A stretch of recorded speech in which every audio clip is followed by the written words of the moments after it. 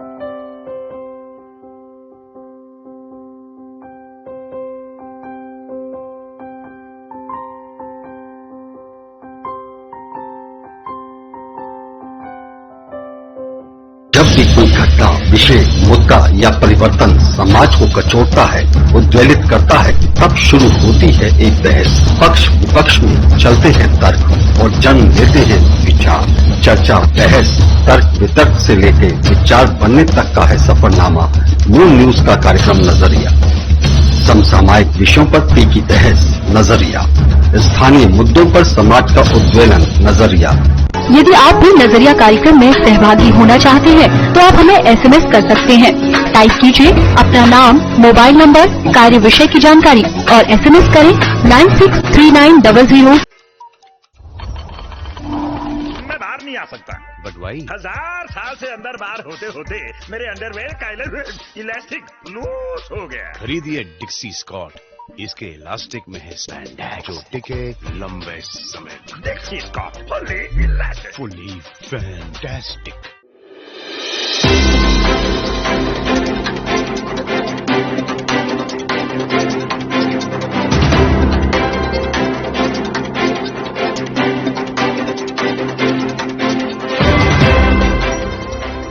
Break के बाद आप सभी का एक बार फिर स्वागत है। अब रुक करते हैं आगे की खबरों पर।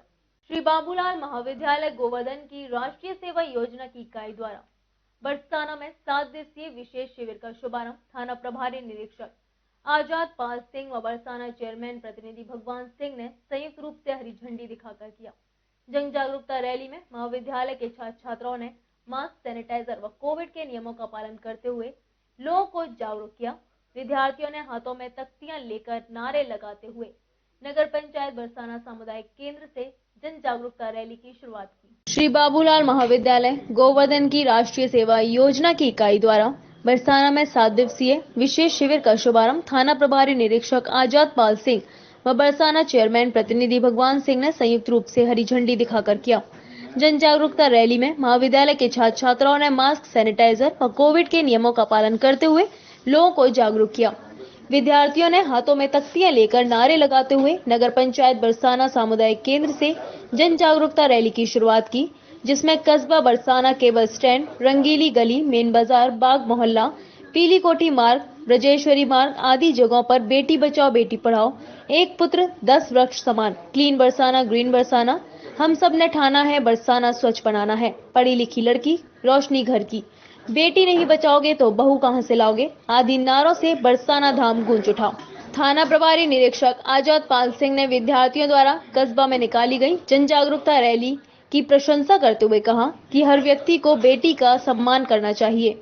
बेटी 2 कुलों की रोशनी करती है। बरसाना पुलिस का पूरा सहयोग एनएसएस के विद्यार्थियों को मिलता रहेगा। शनिवार को Milton public school Awadhpuri Bodla में 2 दिवसीय विज्ञान महोत्सव कार्यक्रम का शुभारंभ हुआ। कार्यक्रम के मुख्य अतिथि विद्यालय की फाउंडर चित्रा का स्वागत विद्यालय प्रधानाचार्य डॉक्टर प्राची सिंह व कोऑर्डिनेटर बीना सिकरवार द्वारा फूलों का बुके देकर किया गया। प्रधानाचार्य प्राची सिंह ने बताया कि विज्ञान महोत्सव कार्यक्रम का उद्देश्य विद्यालय के बच्चों में विज्ञान के प्रति रुचि और विज्ञान जगत से जुड़ी अनेक प्रकार की खोजों के बारे में जानकारी और वैज्ञानिक व आधुनिक पद्धति का निर्माण कर देश का विकास करना है। शनिवार को Milton public school Awadhpur Bodla में 2 दिवसीय विज्ञान महोत्सव कार्यक्रम का शुभारंभ किया गया। कार्यक्रम के मुख्य अतिथि विद्यालय की फाउंडर श्रीमती चित्रा राज का स्वागत विद्यालय प्रधानाचार्य डॉक्टर प्राची सिंह व कोऑर्डिनेटर बीना सिकरवार द्वारा फूलों का बुके देकर किया गया। प्रधानाचार्य प्राची सिंह ने बताया कि विज्ञान महोत्सव कार्यक्रम का उद्देश्य विद्यालय के बच्चों को में विज्ञान के प्रति रुचि तथा विज्ञान जगत से जुड़ी अनेक प्रकार की खोजों के बारे में जानकारी तथा वैज्ञानिक व आधुनिक पद्धति का निर्माण कर देश का विकास करना है। उन्होंने बताया कि हमें आधुनिक पद्धति का उपयोग कर सकारात्मक कार्यों में करना चाहिए। कार्यक्रम का आयोजन 2 दिन तक चलेगा, जिसमें कक्षा 3 से 11वीं तक छात्र और छात्राओं द्वारा अनेक प्रकार की electronic model, science project, hydraulic crane model, 3D solar system, vending machine, vacuum cleaner, waste water treatment, corona sanitizer तथा स्वच्छ भारत मॉडल का प्रदर्शन किया जाएगा। कार्यक्रम के मुख्य अतिथि चित्तराज तथा प्रधानाचार्य द्वारा सभी मॉडल व प्रोजेक्ट को देखा गया। Today Milton School is organizing a science festival in the memory of late Sri Shankar Lalji Kulshrestha. Here we have organized this festival into 3 categories: junior, sub-junior and a senior group. and working, non-working and static models have been organized. And after a long gap of corona, we are very pleased that parents have given the consent to organize this festival. With the help of the parents, we have organized this exhibition. And the main purpose is to bring all the students back to work, and so that they can again become energetic and display their models and display their energy and show their scientific energy by organizing this model. आज Milton school प्रांगण में late Shri Shankarlal जी की स्मृति में science day हम लोग celebrate कर रहे हैं और इस एग्जीबिशन में सब बच्चों ने बढ़ चढ़ के पार्ट लिया है। मैं सभी स्टाफ को और पेरेंट्स को और बच्चों को बधाई देती हूँ कि उन्होंने इतनी अच्छी एग्जीबिशन उन्होंने यहाँ लगाई है और जिससे कि मन खुश हो गया और सभी स्टाफ पूरा मैनेजमेंट भी बधाई का पात्र है। दो दिवसीय कार्यक्रम मिल्टन स्कूल प्रांगण में स्वर्गीय श्री शंकरलाल कुलसे जी की स्मृति में आयोजित किया गया है और इसका मुख्य उद्देश्य कोरोना काल में बच्चे इतने दिनों से घर पढ़ते स्कूल से उनका लिंक प्रैक्टिकल लेवल पे खत्म हो चुका था, उसको दोबारा जनरेट करने के लिए, साथ ही इस उद्देश्य से कि बाल वैज्ञानिक हमें जो तैयार करने हैं आने वाले समय में, अभी कोरोना आया उसकी वजह से पूरा विश्व हिल के रख गया है। आने वाले समय में ऐसे बहुत सारे वायरसेस हैं जो डेवलप कंट्रियां भी कर सकती हैं और भी जो डिजास्टर की चीज़ें हैं उनको रोकथाम के लिए जब हमारे बच्चे तैयार अगर होते हैं, इनके अंदर साइंस डेवलप होती है और ये जानने लगेंगे साइंस के बारे में, तो कहीं ना कहीं पूरे भारत में पूरे विश्व में इनकी मदद से हम लोग कुछ ना कुछ करेंगे। आज वैक्सीन बनी है, ऐसे ही बाल वैज्ञानिक आगे चल के बड़े वैज्ञानिक बनेंगे, ऐसी हमें उम्मीद है और पूरे देश और पूरे विश्व की रक्षा करेंगे। मैंने ग्लोबल वार्मिंग के ऊपर प्रोजेक्ट तैयार किया है क्योंकि ग्लोबल वार्मिंग अभी तक की सबसे बड़ी प्रॉब्लम बन चुकी है, जिससे धीरे धीरे अर्थ जो है बहुत ही ज़्यादा गर्म हो रही है। उसकी वजह से ग्लेशियर्स जो हैं वो बहुत जल्दी जल्दी पिघल रहे हैं। नया नया आपने केस सुना होगा उत्तराखंड में, जो बहुत बड़ा एक ग्लेशियर नीचे ग्लोबल वार्मिंग की वजह से टूट गया था। अब इसके बहुत सारे नुकसान भी हो रहे हैं क्योंकि जो ग्लेशियर्स टूट रहे हैं, साइंटिस्ट के हिसाब से अगर सारे ग्लेशियर्स और आइस शीट मेल्ट हो गई तो 60 मीटर्स तक सारा जो सी लेवल है वो बढ़ जाएगा और उसकी वजह से फ्लड्स आएंगी और हमें नुकसान होगा। बच्चों द्वारा बनाए गए मॉडलों की सराहना की और उन्हें उत्साहित किया। विद्यालय प्रशासन द्वारा छात्र और छात्राओं को रविवार को समापन समारोह के दिन शानदार स्वागत कर पुरस्कार प्रदान किया जाएगा। मथुरा के गोवर्धन में गिरिराज तलहटी गोवर्धन डीग मार्ग पर चल रही विशाल भंडारे में जन सैलाब के साथ शनिवार को समाजवादी पार्टी के राष्ट्रीय महासचिव राम गोपाल यादव भी भंडारे में प्रसाद ग्रहण करने पहुंचे। मथुरा के गोवर्धन में गिरिराज तलहटी गोवर्धन डीग मार्ग पर चल रही विशाल भंडारे में जन सैलाब के साथ साथ शनिवार को समाजवादी पार्टी के राष्ट्रीय महासचिव राम गोपाल यादव भी भंडारे में प्रसाद ग्रहण करने पहुंचे। हनुमान भक्त महेंद्र संत सियाराम दास महाराज के निर्देशन में हर वर्ष लगने वाले इस भंडारे में हजारों भक्त दूर दूर से प्रसाद ग्रहण करने पहुंचते हैं। राम गोपाल यादव के द्वारा महेंद्र सियाराम दास के साथ में आश्रम में स्थित मंदिर के लिए दर्शन करने गए और उनके हालचाल जाने। सपा महासचिव के द्वारा मात्र आधे घंटे का समय भंडारे की प्रसादी और आश्रम में स्थित मंदिर के दर्शन को दिए। जब मीडिया ने उनसे बात करने की कोशिश की तो वह मीडिया की बातों से बचते ही नजर आए। श्री गिरिराज धरण सेवा समिति कोटा द्वारा गिरिराज जी के दिव्य एवं 56 भोग मनोरथ का आयोजन मानसी गंगा तट मुकुट मुखारविंद में किया गया। इस अवसर पर 56 भोग मनोरथ शोभा यात्रा बैंड बाजों के बीच धूमधाम के साथ निकाली गई। शोभा यात्रा में महिलाएं राजस्थानी लिबास पहने सिर पर छबरी लेकर चल रही थी। भक्त नाचते गाते हुए 56 भोग शोभा यात्रा निकाली गई। श्री गिरिराज धरण सेवा समिति कोटा द्वारा गिरिराज जी के दिव्य व 56 भोग मनोरथ का आयोजन मानसी गंगा तट मुकुट मुखारविंद में किया गया। इस अवसर पर 56 भोग मनोरथ शोभा यात्रा बैंड बाजों के साथ धूमधाम से निकाली गई। शोभा यात्रा में महिलाएं राजस्थानी लिबास पहने सिर पर छबरी लेकर चल रही थी। भक्त नाचते गाते हुए 56 भोग शोभा यात्रा में शामिल हुए। इससे पूर्व गिरिराज जी का पंचामृत के साथ दुग्धाभिषेक कर गिरिराज जी का श्रृंगार भी किया गया। फूल बंगला में विराजमान गिरिराज प्रभु को तरह तरह के भोग परोसे गए। आज हमारे यहाँ 56 भोग का भंडारा है और ये 15 साल से चल रहा है और हम यही उम्मीद करते हैं कि ये हमेशा चलता ही रहे, जहाँ तक हम जीते रहे, जहाँ तक चलता ही रहे। अच्छा, कितने लोग आए वहाँ पे? आज 56 लोग आए राजस्थान से आए। कितने लोग आए? 500 आदमी आए। 500 लोग हैं। हर साल करते हैं आप? 3 दिवसीय महोत्सव में 27 फरवरी शनिवार को सांस्कृतिक कार्यक्रम भंडारे का आयोजन बागड़ी वाली प्याऊ के समीप श्री मानव धर्मार्थ सेवा ट्रस्ट मंदिर पर किया गया। इस अवसर पर आयोजन समिति के मंत्री गुलाब चंद नागर ने बताया कि कोटा की ओर से सैकड़ों भक्त एकत्रित होकर ठाकुर जी का मनोरथ पूर्ण किया है। कहाँ से आई हैं आप? कोटा से आए। अच्छा, आज आपके द्वारा गिरिराज जी का 56 भोग का आयोजन किया जा रहा है, कैसा महसूस कर रही हैं? बहुत अच्छा महसूस कर रहे हैं। कितनी वर्षों से आप आ रही हो?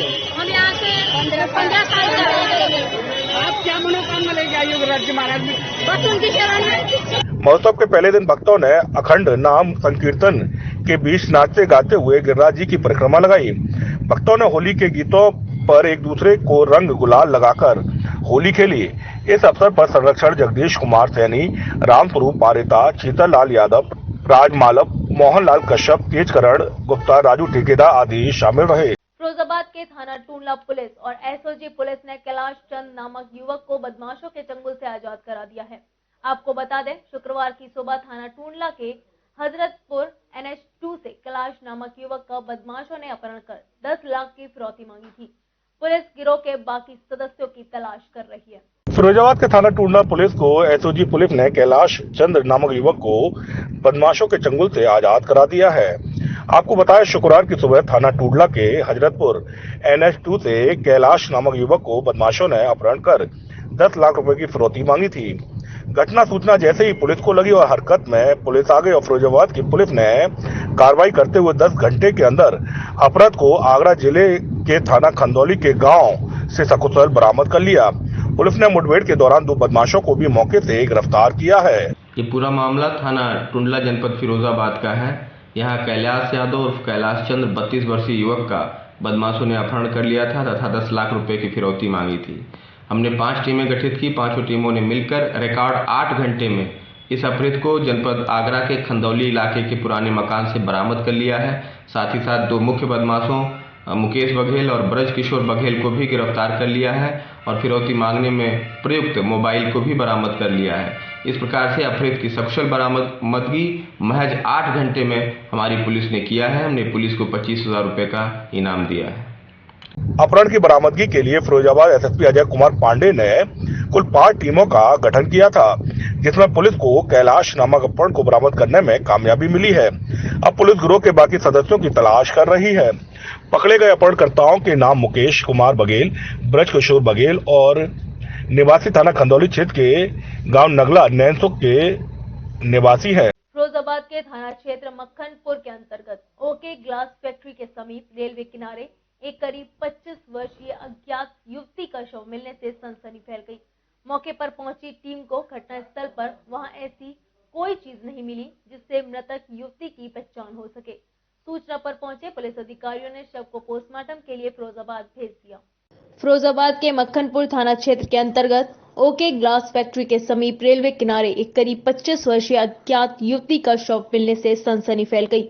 सूचना पर पहुंचे पुलिस अधिकारियों ने शव को पोस्टमार्टम के लिए फिरोजाबाद भेज दिया। थाना क्षेत्र मक्खनपुर के अंतर्गत ओके ग्लास फैक्ट्री के समीप रेलवे किनारे शनिवार सुबह 9 बजे के करीब एक 25 वर्षीय अज्ञात युवती का शव मिला। उसकी पहचान मिटाने के उद्देश्य से उसके चेहरे को किसी ज्वलनशील पदार्थ डालकर जलाने का भी प्रयास किया गया है। उसका चेहरा बुरी तरह से जल गया था। उसको नग्न अवस्था में जब लोगों ने शव को देखा तो इसकी जानकारी पुलिस को दी। ये प्रकरण थाना मक्खनपुर जनपद फिरोजाबाद का है। यहाँ जहाँ हम खड़े हैं तो 2 ट्रैक्स के बीच में एक अज्ञात महिला का मृत शरीर पड़ा होने की सूचना मिली। पुलिस टीम तत्परता से यहाँ पहुंची। फील्ड यूनिट और डॉग स्क्वाड को भी बुलाया गया। सारे साक्ष्य कलेक्ट किए गए। डेड बॉडी की शिनाख्त नहीं हो पाई है। उसका चेहरे पे कुछ ऐसा लगता है कि कोरोसिव चीज़ें डाल करके पहचान छिपाने की कोशिश हुई है। डेड बॉडी को मोर्चरी भिजवा दिया गया है ताकि मौत का सही कारण पता चल सके और मौके पे सभी अधिकारी उपस्थित हैं। जांच पड़ताल की जा रही है। पोस्टमार्टम रिपोर्ट आने के बाद बाकी की कार्रवाई आगे की जाएगी और अज्ञात महिला का पता लगा करके दोषियों की गिरफ्तारी की जाएगी। किसी भी दोषी को बख्शा नहीं जाएगा। सूचना मिलते ही पुलिस भी मौके पर पहुंच गई। सूचना पर एसएसपी अजय कुमार पांडे सहित कई अधिकारी मौके पर पहुंचे और घटनास्थल का निरीक्षण किया। डॉग स्क्वाड की टीम भी मौके पर पहुंच गई। टीम को घटनास्थल पर वहां ऐसी कोई चीज नहीं मिली जिससे मृतक युवती की पहचान हो सके। एसएसपी ने बताया कि युवती की हत्या कर शव यहां फेंका गया है। शव को जलाकर मृतका की पहचान मिटाने का प्रयास भी किया गया है। शव को पोस्टमार्टम के लिए भेजकर पहचान कराने का प्रयास लगातार किया जा रहा है। इस बुलेटिन में फिलहाल इतना ही। अगले बुलेटिन में फिर होगी आपसे मुलाकात। तब तक के लिए देखते रहिए मून न्यूज और मुझे दीजिए इजाजत। नमस्कार।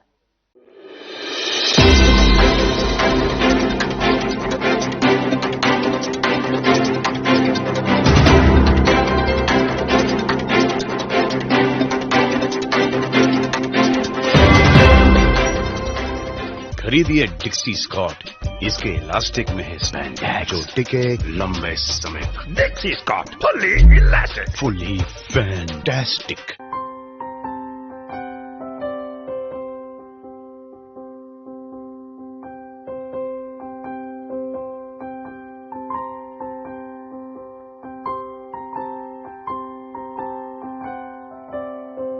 जब भी कोई घटना, विषय, मुद्दा या परिवर्तन समाज को कचोटता है, उद्वेलित करता है, तब शुरू होती है एक बहस। पक्ष विपक्ष में चलते हैं तर्क और जन्म लेते हैं विचार। चर्चा, बहस, तर्क वितर्क से लेकर विचार बनने तक का है सफरनामा मून न्यूज का कार्यक्रम नजरिया। समसामयिक विषयों पर तीखी बहस, नजरिया। स्थानीय मुद्दों पर समाज का उद्वेलन, नजरिया। यदि आप भी नजरिया कार्यक्रम में सहभागी होना चाहते हैं तो आप हमें SMS कर सकते हैं। टाइप कीजिए अपना नाम, मोबाइल नंबर, कार्य विषय की जानकारी और SMS करें 963900। मैं बाहर नहीं आ सकता, बट वाई? 1000 साल से अंदर बाहर होते होते मेरे अंडरवेयर का इलास्टिक लूज हो गया। खरीदिए डिक्सी स्कॉट, इसके इलास्टिक में है स्पैंडेक्स जो टिके लंबे समय तक। Dixcy Scott fully elastic, fully fantastic.